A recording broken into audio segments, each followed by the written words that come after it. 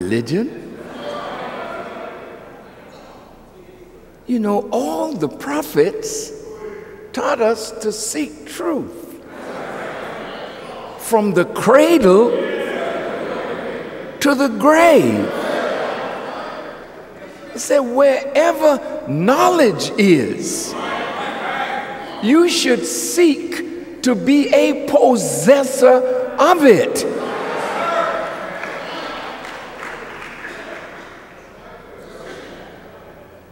You know, some of you went to school.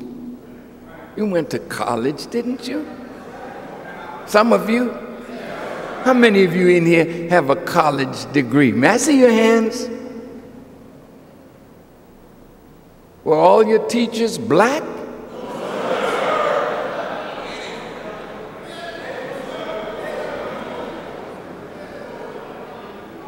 They weren't? You mean to tell me you sat in a class with a white professor and got you a degree and now you're working for white people, getting a salary? Did you ask your teacher, how many times have you called black people nigger?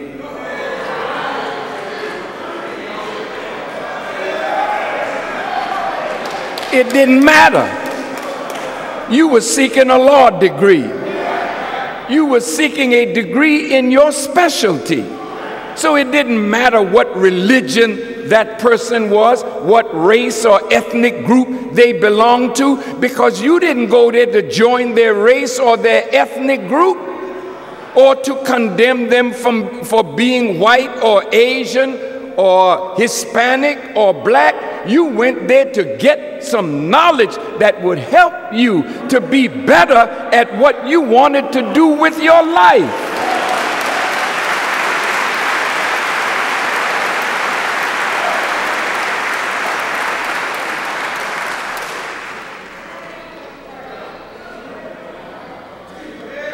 You know, I have been fighting cancer since 1999 or 98 when we discovered it, or 97.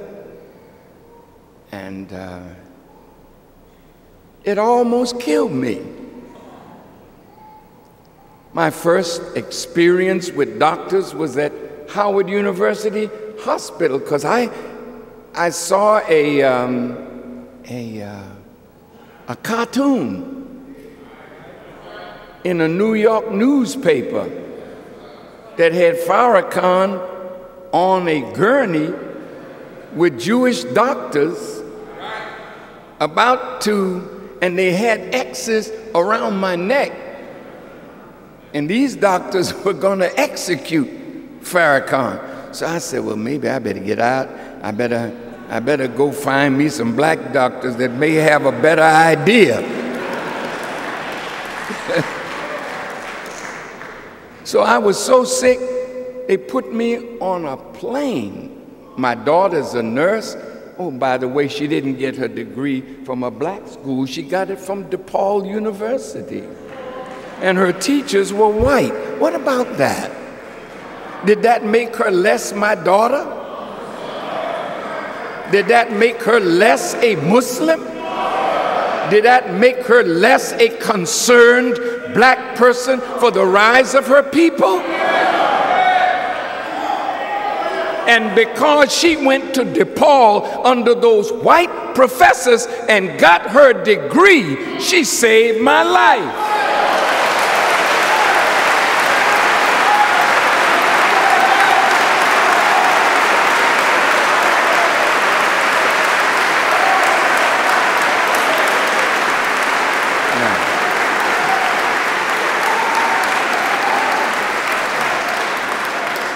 Now, I'm going to close this point, and I don't want to visit it again.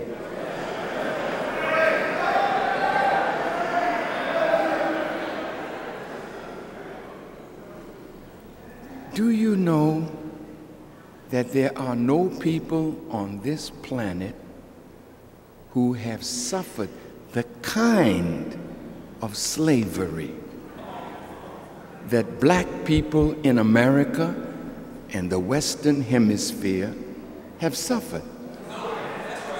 Now, everybody has their suffering. I mean, there's no ethnic or racial group that hasn't endured some kind of suffering. But yours has been the worst. Worst how? Because you have been deprived.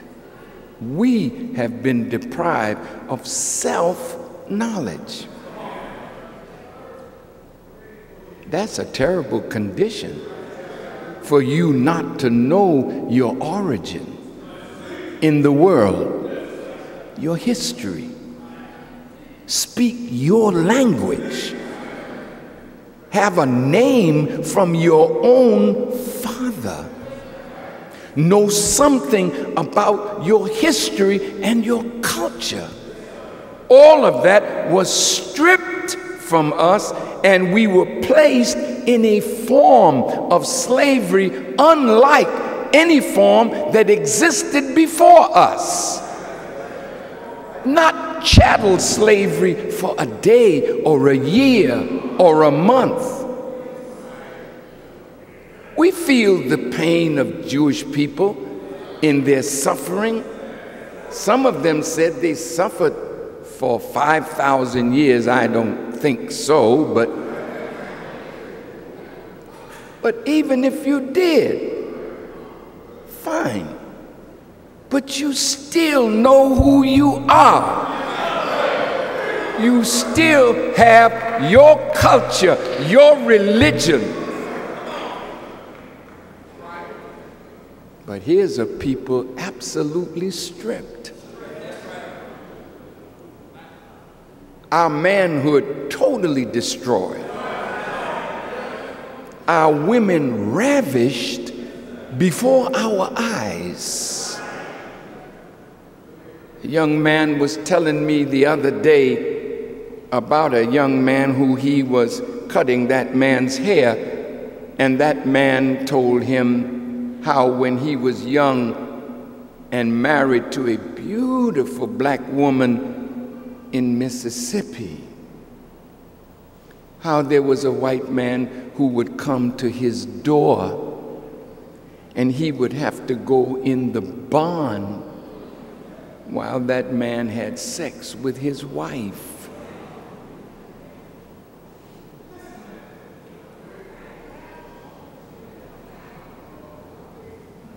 She would be crying and saying, oh, she didn't want to have any relationship with that man.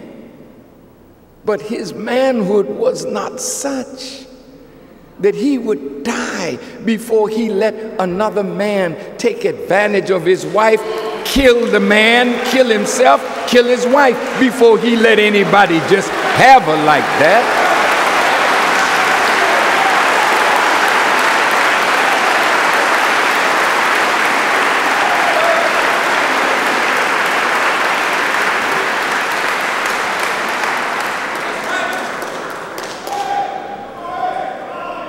We have suffered unspeakable horror at the hands of our former slave masters and their children.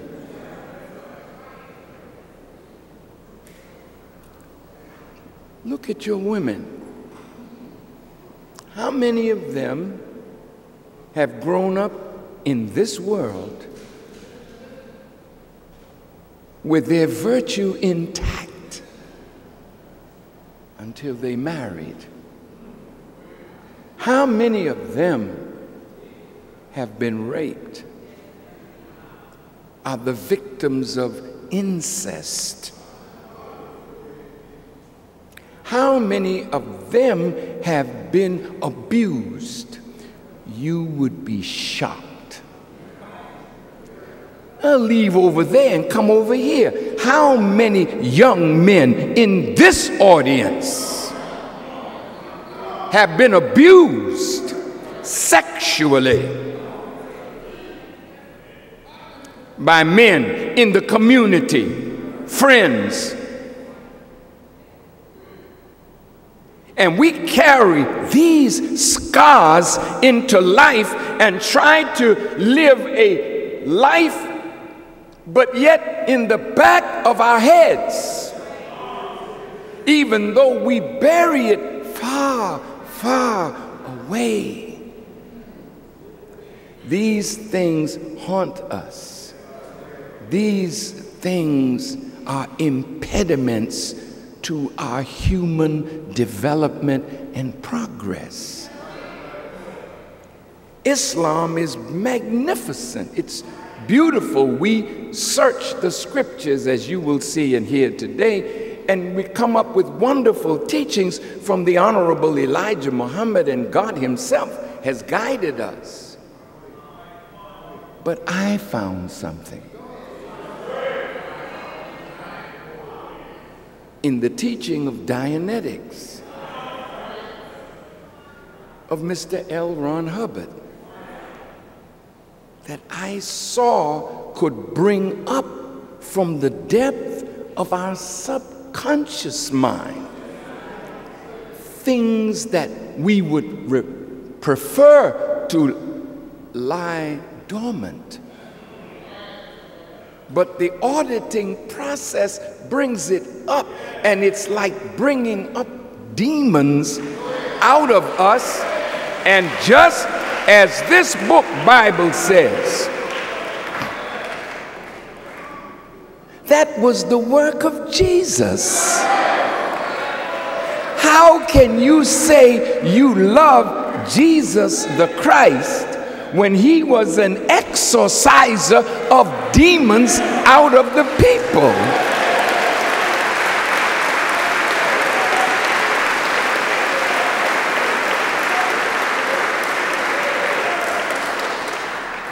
And when the demons were coming out, they were screaming.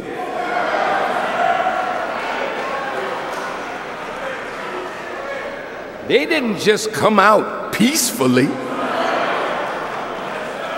When those fellas were coming up out of the human consciousness or unconsciousness into consciousness to bring past into present so that you could get rid of the past and make a future for yourself.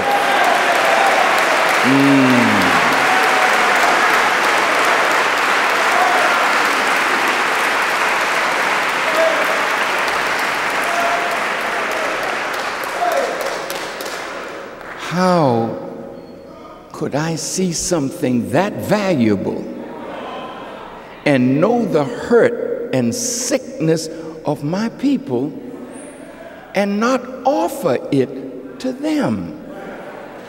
So the criticism, well, you know, Mr. Hubbard was a racist. I don't know that. I don't know that. And I wouldn't care.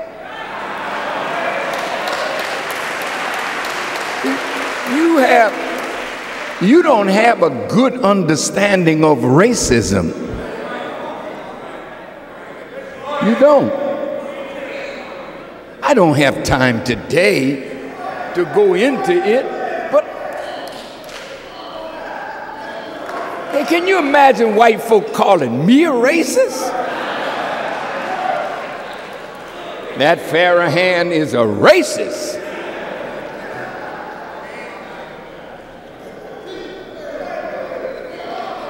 Wait, how am I a racist? Well, you talk bad about white people. No, white people history talks bad about them.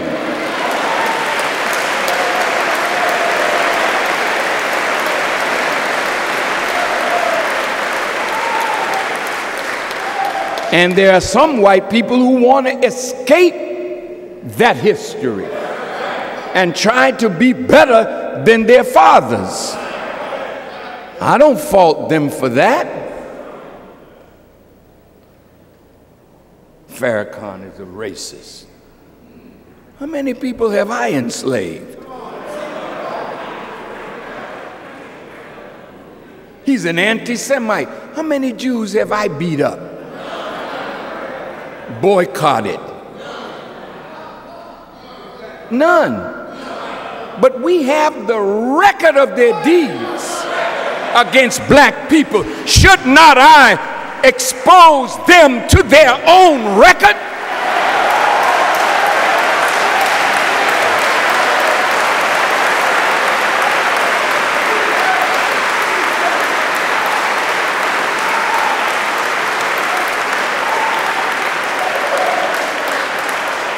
Some of you, my silly brothers and sisters, would say, get over it. Get over what? You can't keep talking about what happened yesterday. Hell, what happened yesterday is what's driving your madness today.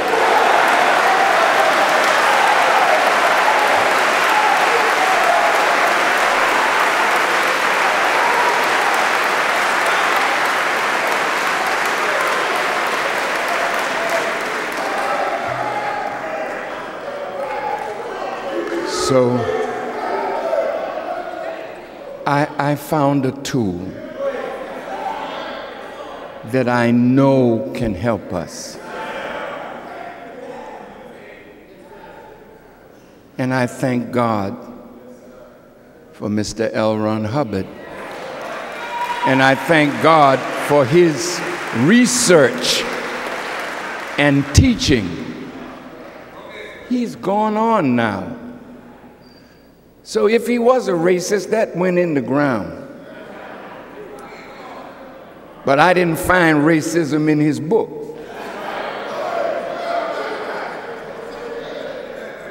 If he was a hater, that went in the ground. But I didn't find hate in his books.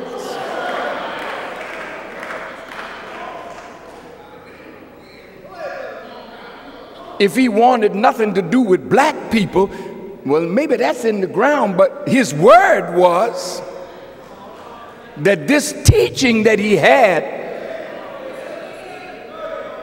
would find prominence once it was exposed to black people and black people laid hold to it. I am not in a disagreement with that.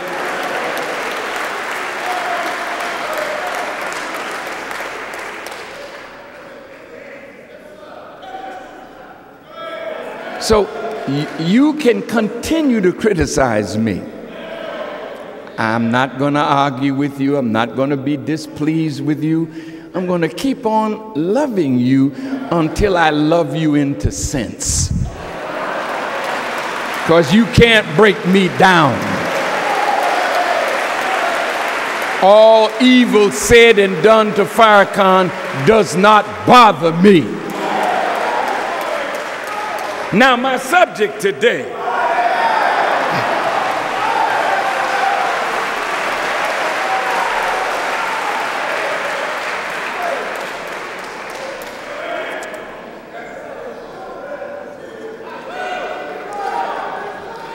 it deals with vanity. Now, sometimes you say, well, man, I don't need nobody to tell me about vanity, but you know, I really think we need to look at our lives. Don't look at anybody else's. Just look at yours as I look at mine. Now, for Solomon, the wisest man in the Old Testament, to start the book of Ecclesiastes, let me just read how it starts, because it's quite interesting to me. Let me find my brother here, Solomon. Yeah, here he is. And here's the way he starts. The words of the preacher, the son of David, king in Jerusalem. Now, this is not a dummy now. This is a king talking. All of the Jewish people today and those who study the Torah have great honor and respect for Solomon. The scripture says he was the wisest man of his day and wiser than any that came before him. But the New Testament says Solomon in all his glory was not arrayed as the least of those who were under the teachings of Jesus the Christ. So we're not looking back for wisdom in that sense. We applaud Solomon, but look at what he said. Vanity of vanities, saith the preacher. All is vanity. What profit hath a man of all his labor that he takes under the sun? One generation passeth away, and another generation comes, but the earth abides forever. I'd like to start there. Now look at you. You are alive now, physically. But each of you that are listening to me as I am looking at you, we all know that one day death will visit each of us. You are the generation that is present. But there were generations before you. They're all gone now.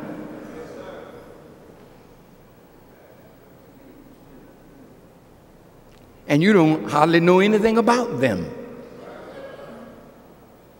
And soon we will be gone, and people won't even know that we were here. What is this thing called life? And what is its purpose?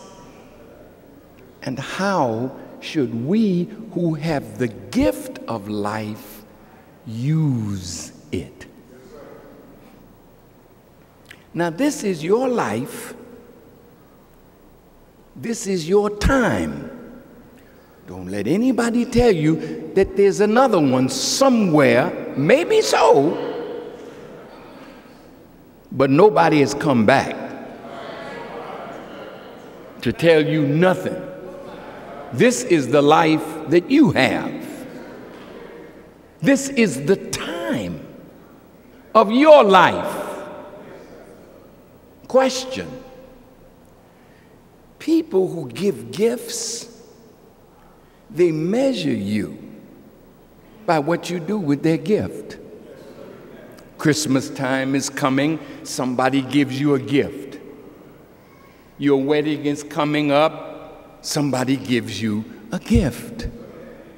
You tell your friends, I'm pregnant, I'll be having my baby soon, and there's a baby shower, and somebody gives you a gift. Or you tell somebody, oh, you know, tomorrow is my birthday, and I'm expecting a gift. So at the end of Christmas, you look at the gifts you receive. Man, what is this?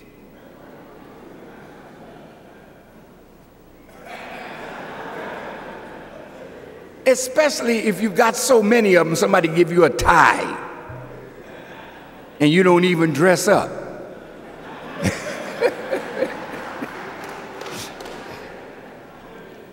You know how you get married and everybody gives you an iron and you can only use one at a time, so you use one of them to beat the heck out your husband or something.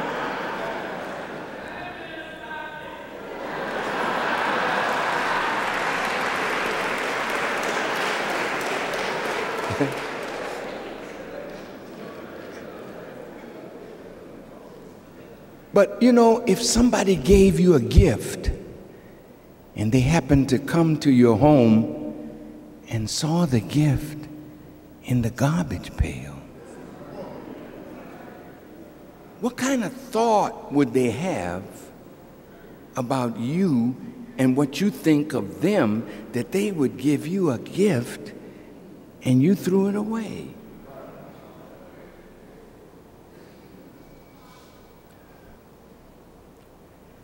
What does God think about those of us to whom He has given the gift of life,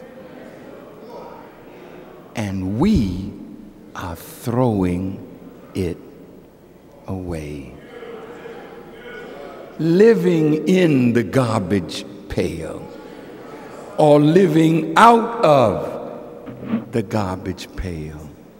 Yet He created us in His image and after His likeness, but you can't look in the mirror and say, I resemble God.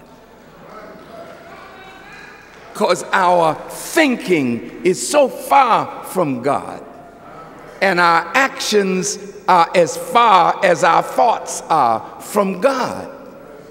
So time is running. Every day we wake up, it's another day closer to a goal and another day closer to the grave.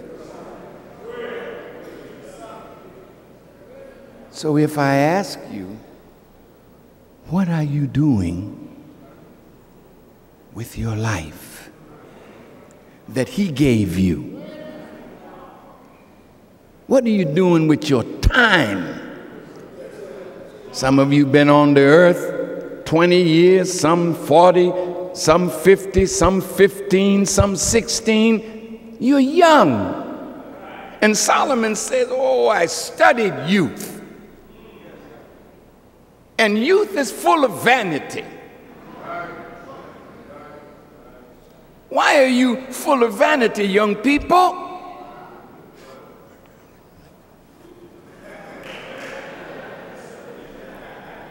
Young girl gets up in the morning, sees the beauty of her form, you know.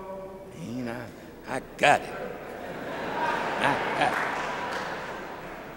She puts on her tight dress and goes out knowing that dogs will holler. That means men with a dog mentality. And she don't mind, because her value of herself is in the shape of her body, not in the quality of her character and the beauty of her mind. Here's something that we have that can extend our time. Boy, here's something that God gave us, that the spirit or energy of life, if it's used properly to engage the mind, to build the mind, then we can do things that will live after we are gone.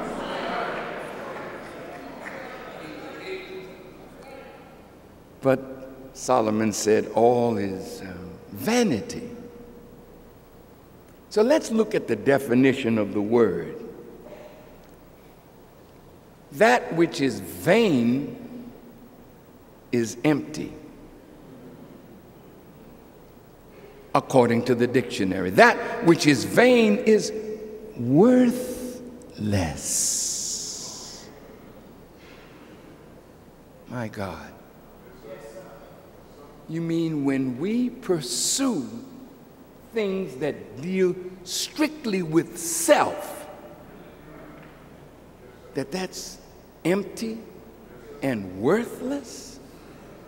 That means as long as I live, if all I look out for is me, then in death my life has been worthless.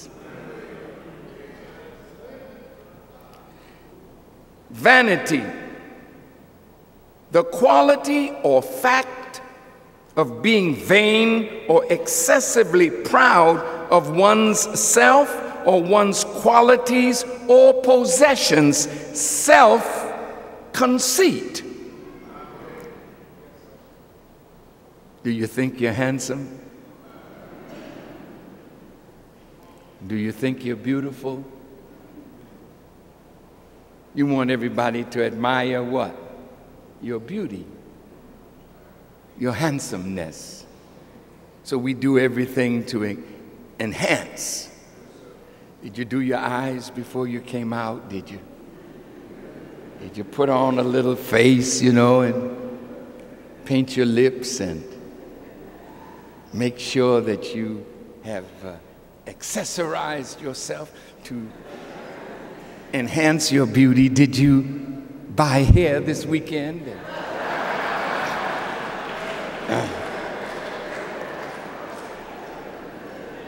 Did you get your nails done? Did you put on sandals after you beautified your foot and did nothing to beautify your mind, your character?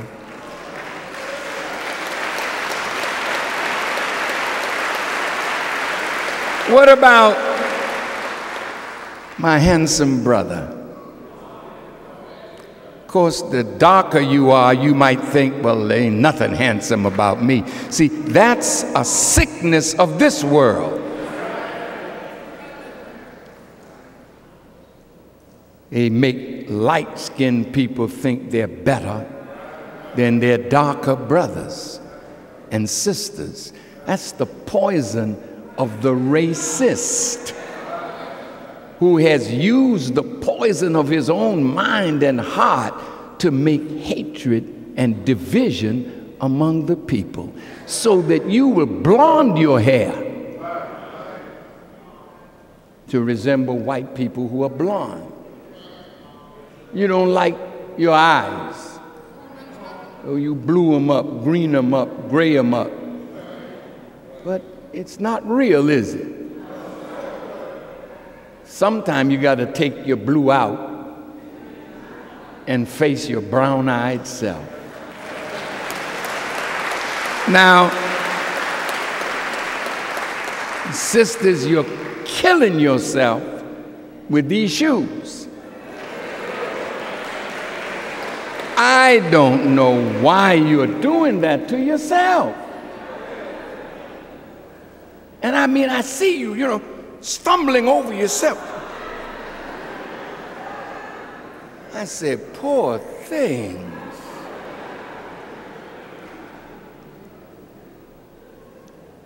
But in the end, you have to take them off. You don't sleep in the bed with your spikes. Your husband will think you come, or your boyfriend will think you come into bed with a weapon. And some of you use it like that. But it's all worthless. It's all vanity. It is all empty. You know, so many of us have been abused by our parents coming up out of slavery. They didn't know how to deal with you as an intelligent human being. They knew how to beat the hell out of you because that's what the slave master did to them. And some of us had parents that didn't know any pleasure but to beat their children. And those of you who've not been under a slave experience where the master brutalized us when we rebelled. And our parents would brutalize us when we disobeyed. And sometimes they didn't care what they beat us with. Y'all know what I'm talking about. They would say, get the ironing cord. That was a bad one then, boy. And even some parents had a cat o' nine tails in the house.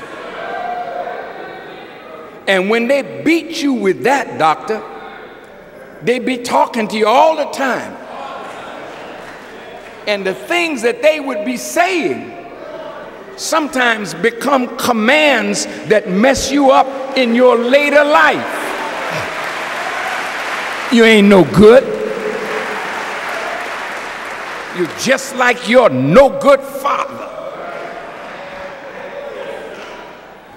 And when they whoop, they putting their whole power into that.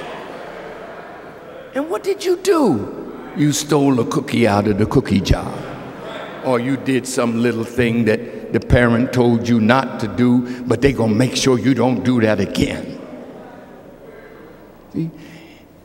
And while they're whooping us and talking to us, that's what the slave master would do to us when they whipped us.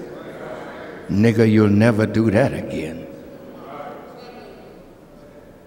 See, nigger this, nigger that. It's the way we've been treated, and that's the way our parents coming up out of slavery have treated us. And that's the way some of us are treating our children. But it's all empty, it's all vain, it's all worthless. Some people come in this world and they love to read books.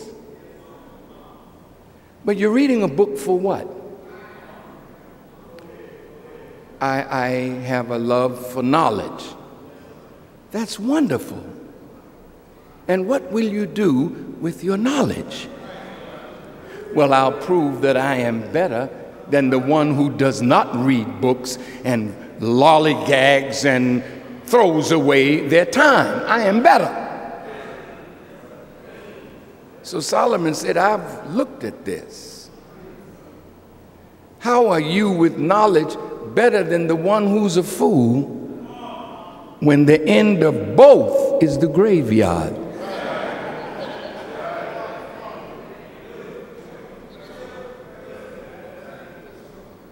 So no matter how much knowledge you have, and even power, when it's time, your knowledge can't keep you here, and your power cannot endure. All is vanity. It's wonderful that we want to pump iron, you know, and get a nice looking body. I mean, that's good. What's it for? Well, when I go to the beach,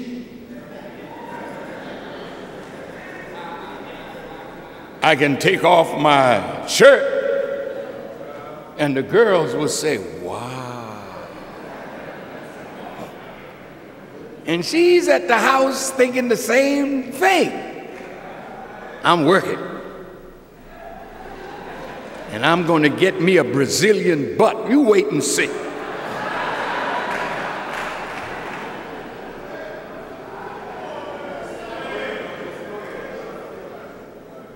What for? Because I'm going to the beach. And when I get in my bikini, he gonna pay attention to me. But at the end of the day, it's worthless. It's empty. It's not that you shouldn't take care of yourself, but the purpose for so doing. It becomes vanity. Well, I'm going to make myself a doctor. That's what I'm going to be. Well, that's wonderful that you want to be a doctor. For what purpose? Well, hell, doctors make a lot of money. And I can't wait to be a doctor so I can get what I saw Dr. So-and-so have. But what happened to Dr. So-and-so? Oh, he's dead.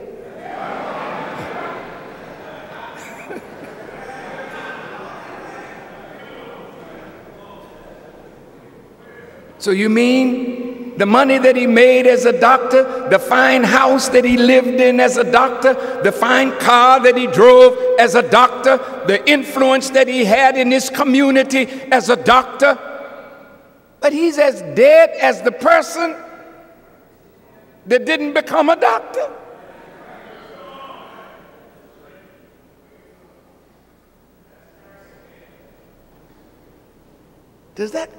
Solomon was studying this. And he got to a point, and I began to see myself. And if you're going to become wise, you have to look in the mirror, not for somebody else. You have to look in the mirror for yourself. Solomon was talking, man. He said, let me read it. He's talking about how God, he said, he sought in his heart to give himself unto wine while he was acquainting himself with wisdom. How about you drunken students? You dope smoking professionals. You coke using preachers. Solomon said, I did these things. Look at what he said.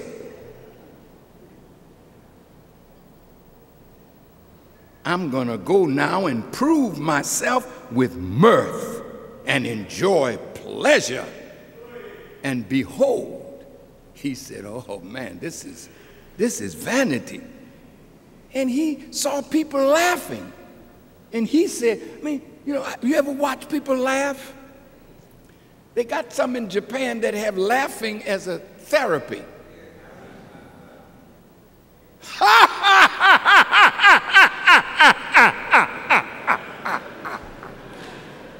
You ever see people cut up like that? You in a restaurant, you don't know what the joke is.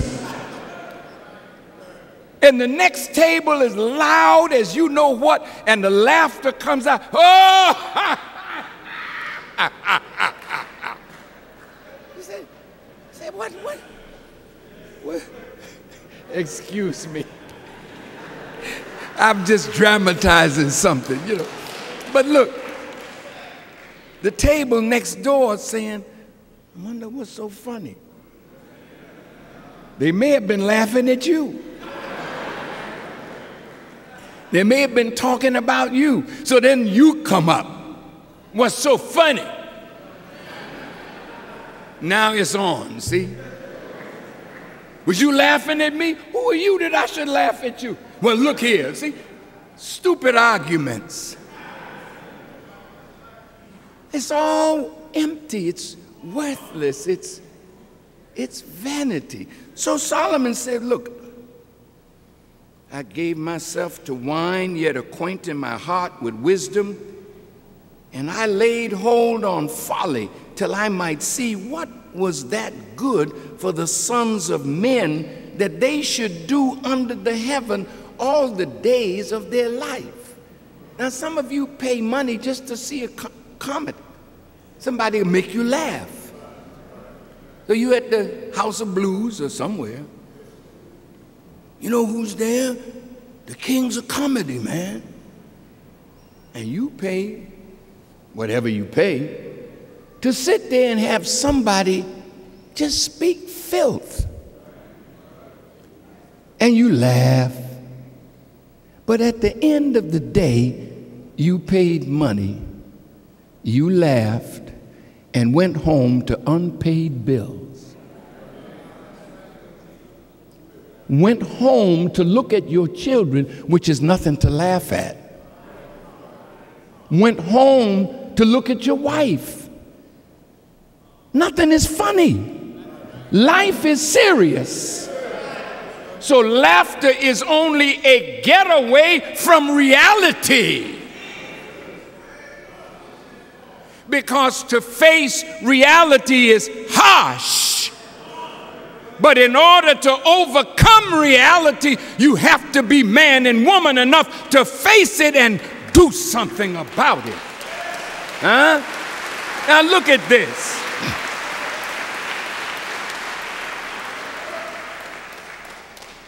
Solomon went on.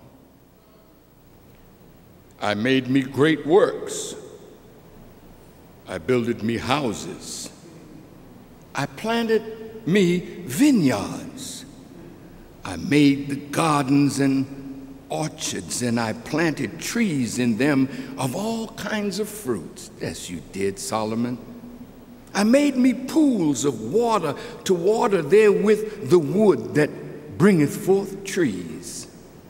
And I got me servants and maidens, and had servants born in my house, and I had great possessions of great and small cattle above all that were in Jerusalem before me. I gathered unto me silver and gold and the peculiar